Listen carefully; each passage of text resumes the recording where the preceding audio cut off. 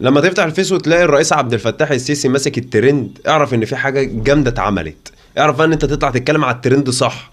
اعرف ان انت دلوقتي الناس كانت تتكلم على غلاء، ودلوقتي الناس بتأيد الرئيس عبد الفتاح السيسي على المواقف اللي هو اخدها.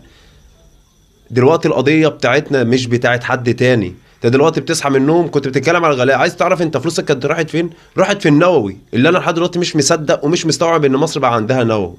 راحت على جنودك وجيشك اللي انت شايفها على الحدود. انت شايف منظر اسلحه، شايف منظر ابنك وهو واقف على الحدود عامل ازاي. مش هيسيب ارضه. تاني حاجه، عشان الجندي دوت متربي في مصر، مولود في مصر، الارض ديت ارضه. مش مستاجر عشان يسيبها ساعه الجد ويخلع، لا. ده يا يموت فيها يا يتدفن فيها يا يعيش عليها. ما عندوش حل تاني من الاتنين، ولا عنده اي حل تاني غير ان هو يا يتدفن فيها يا يعيش عليها.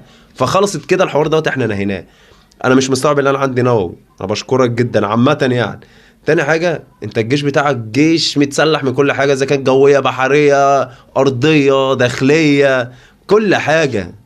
الله اكبر، ربنا يحميهم وربنا يحمي رئيسها.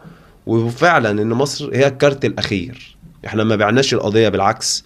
احنا كان في وقت معين، ده اللي احنا ما كناش حاسينه بس شفناه في وقت معين مصر اتدخلت فيه. عارف يعني ايه رئيسك يعرف ان يعني الهبه بتاعتك بانت في وقت انت جات لك دعوه للبيت الابيض وانت ما روحتش. فدي كفايه، دي انا هقفل عليها الفيديو.